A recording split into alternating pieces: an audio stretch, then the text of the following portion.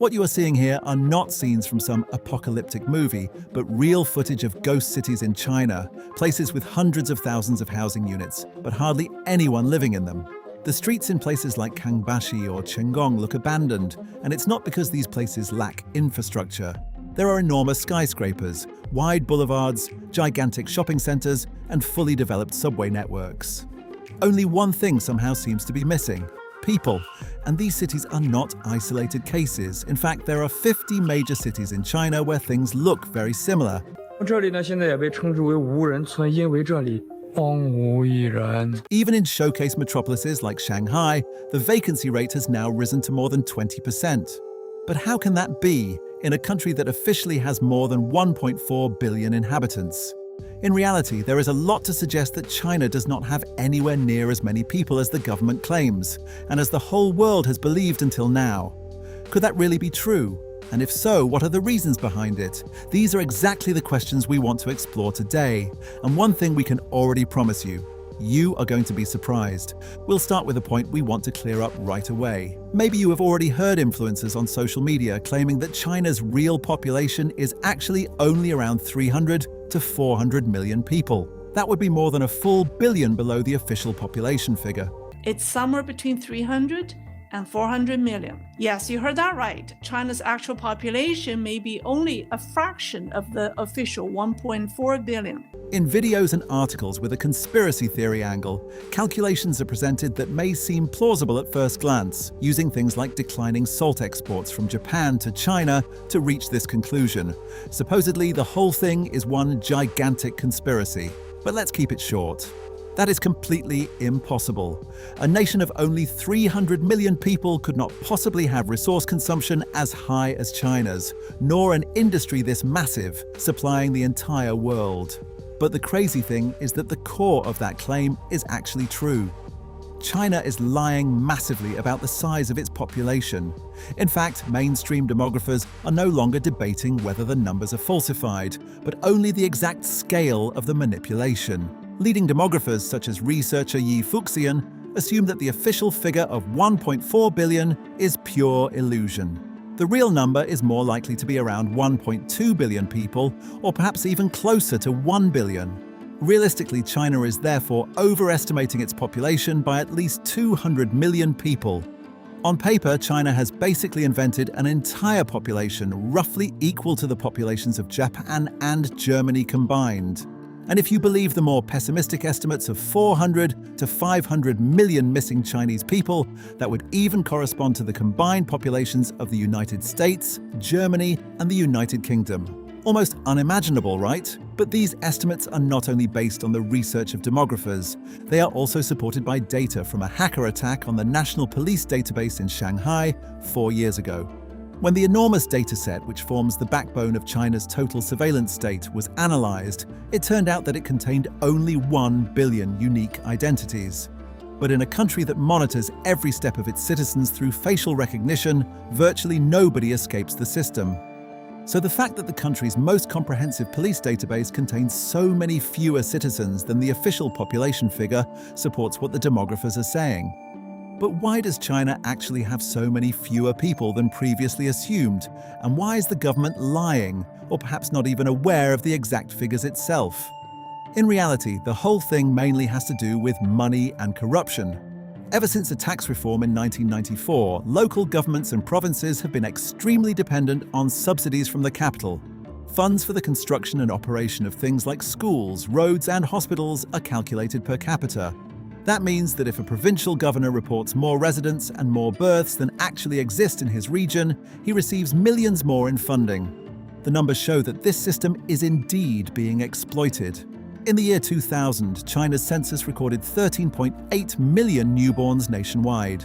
14 years later, in 2014, the Chinese education system suddenly recorded 14.3 million ninth graders from that exact same cohort. Since there wasn't a mass influx of foreign teenagers, this means that schools, or rather the local politicians responsible for them, invented hundreds of thousands of ghost students in order to collect more subsidies.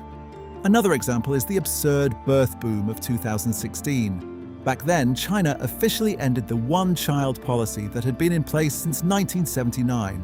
As you may already know, Until then, married couples had only been allowed to have only one child. Because over time, this naturally led to a declining population and an aging society. While the government now wanted a growing country again, the regime expected a lot from abolishing the one-child policy. As you can imagine, however, a new law does not normally cause practically every couple to suddenly have more children right away. But the Family Planning Commission was under enormous pressure to prove the immediate success of the new two-child policy to the president. That's how things go in authoritarian regime. And surprise, almost 19 million births were suddenly reported in that same year, a jump of an unbelievable 27% compared with the previous year. That does not only sound completely unrealistic, it definitely was. Medical data proves it as well. The number of tuberculosis vaccinations, which are absolutely mandatory in China for every newborn, curiously did not increase at all.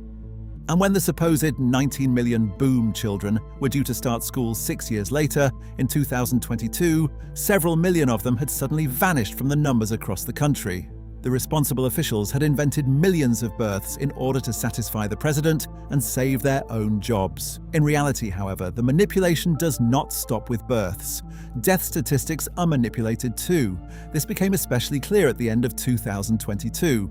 At that point, China abandoned its extremely strict COVID restrictions overnight. After minor easing measures, a large part of the restrictions such as mass testing, lockdowns, and strict quarantine rules were ended completely unexpectedly. Since the population at that time had hardly any natural immunity, and vaccination coverage had gaps, especially among older people, a gigantic wave of infections immediately followed. Academic studies estimate that in just 35 days, around 970,000 to 1.6 million people died. These estimates are consistent with scientific models. There were also numerous international media reports about completely overwhelmed hospitals and crematoriums, where body bags were piling up and waiting times for cremations stretched to weeks. And now guess how many deaths the Chinese government officially reported for this period? In reality, only around 83,000 in all of China. Pretty unrealistic, right? So it is almost certain that far fewer children are being born in China than the regime claims, while at the same time significantly more Chinese people are dying than officially reported. Of course, this inevitably leads to a population that continues to shrink further and further, and that, in turn, is a huge problem for China, one the government is trying to cover up for good reason. The foundation of China's economic miracle was always a seemingly endless stream of young, cheap workers. That is exactly what allowed the economy to grow, and for a long time it looked as if China might soon leave all industrialized nations behind. While the government officially speaks of a birth rate of 1.8 children per woman, independent analyses for the year 2025 show a catastrophic figure of just 0.93. Chinese society is therefore aging at a historically unprecedented pace, and there are no longer enough young people entering the workforce to continue economic growth. To hide the demographic standstill, the economy is being artificially inflated. And this brings us right back to the enormous ghost cities from the beginning of the video. By now, an unbelievable 38% of all local government revenue in China comes solely from selling land to real estate developers. China is taking in massive amounts of money from foreign investors who believe they can make a lot of money from construction projects in the Asian country. If China were now to admit that its population is actually shrinking, investor demand would of course immediately fall, and with it, land prices would collapse massively, and countless Chinese people would lose their jobs. What do you think?